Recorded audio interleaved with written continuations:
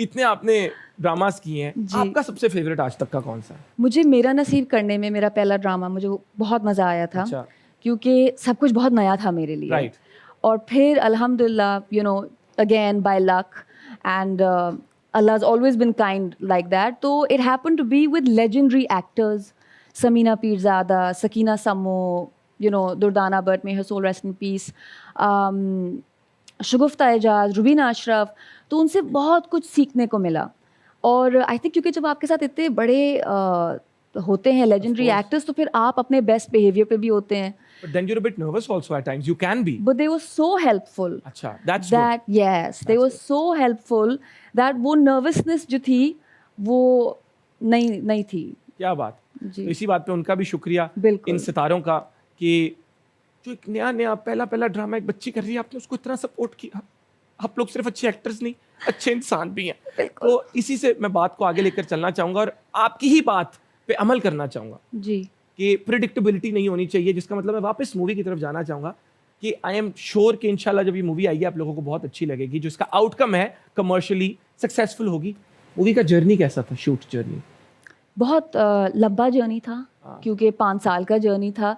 और usually movies हमने 1.5 महीने में एक स्पेल में हम निकाल लेते हैं, या फिर अगर 2 स्पेल करने हो तो, बट ओवरऑल आपको 1.5 महीने से ज़्यादा नहीं लगता।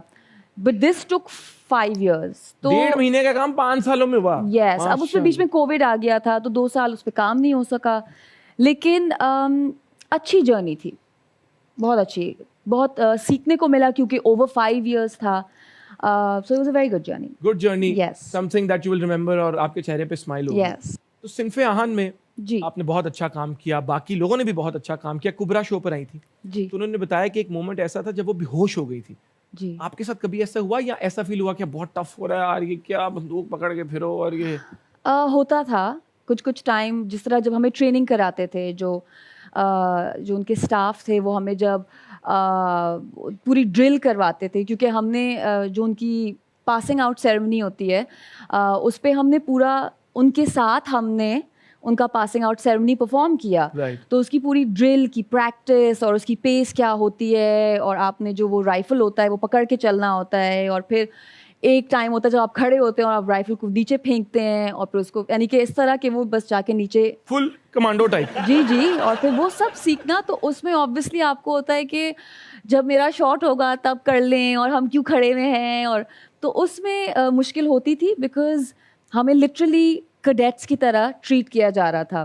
तो प्रॉपर कैडेट्स पे नहीं किया जा रहा था। हाँ, कैडेट्स की तरह, और उस तरह के बेनिफिट्स भी नहीं थे। नहीं। तो उसमें मुश्किल होती थी। और जिस तरह जब हमें ड्रिल्स शूट करनी होती थी तो हम किसी चीज़ में चीट नहीं करते थे। तो नदीम भाई हमें सब कुछ कराते थे।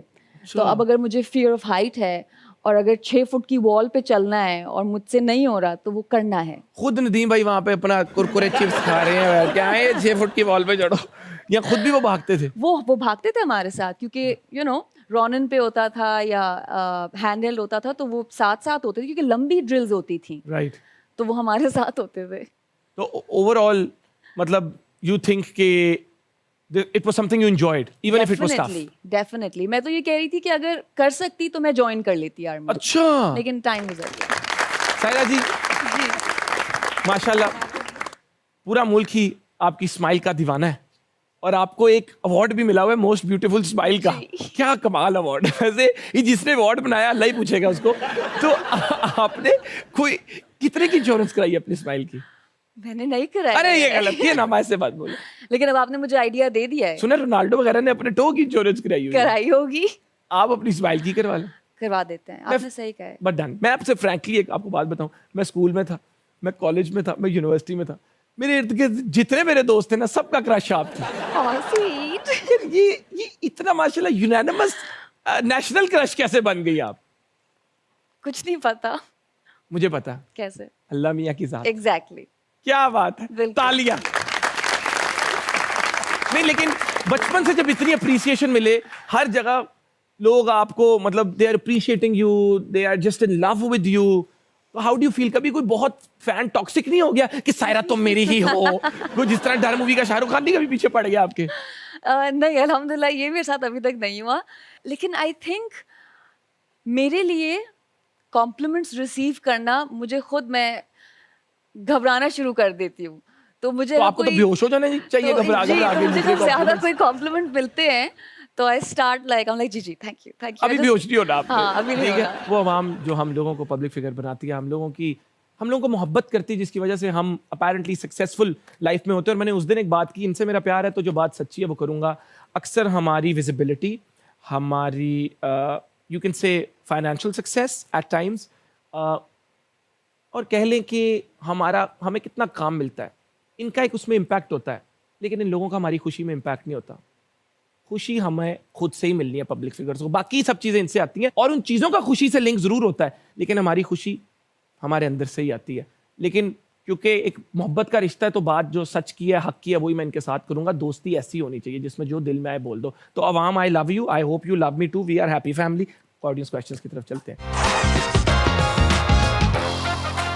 ऑडियंस क्वेश्चन, अस्सलाम वालेकुम। वालेकुम अस्सलाम। क्या नाम है आपका? रुखसाना खुर्शीद। कैसी हैं आप? मैं बिल्कुल ठीक, आप कैसे हैं? मैं पहले से बेहतर हूँ, दवाइयाँ ले रहा हूँ। क्या करती हैं आप? मैं पंजाब यूनिवर्सिटी से बीबीए कर रही हूँ। सवाल लेंगे सायरा जी के लिए? जी, अस्सलाम वालेकुम। अस्सलाम वालेकुम। मेरा क्वेश्चन ये है कि कोई भी ऐसा प्रोजेक्ट है जो आपने स्किप कर दिया हो, ना किया, और फिर आपको रिग्रेट हुआ हो कि मुझे कर लेना चाहिए था? मेरे साथ ये बहुत होता है कि बहुत से ऐसे प्रोजेक्ट्स होते हैं जो मुझे छोड़ने पड़ते हैं।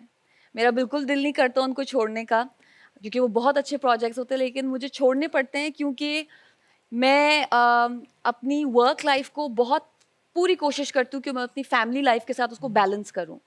तो फिर जब मुझे लगता है कि कोई ऐसा प्रोजेक्ट है जो बहुत टाइम के लिए कराची से, घर से दूर है, विच मीन्स कि मैं फिर अपनी बेटी से महीनों दूर रहूँगी, तो फिर मैं वो नहीं करती। तो ऐसे हैं, बहुत से प्रोजेक्ट्स हैं।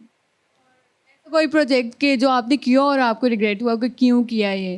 सच सच ऐसा बता कोई- दें आप। नहीं, अल्हम्दुलिल्लाह मैं जो प्रोजेक्ट्स करती हूँ मैं उनके बारे में बहुत खुश होती हूँ, क्योंकि मैं उनको इसीलिए लेती हूँ क्योंकि उनके बारे में मुझे कुछ एक्साइटमेंट होती है। अब वो एंड रिजल्ट क्या बन के आए उस पर मैं इतना फस नहीं करती, क्योंकि आई मीन बट कभी कभी सायरा जी, जी।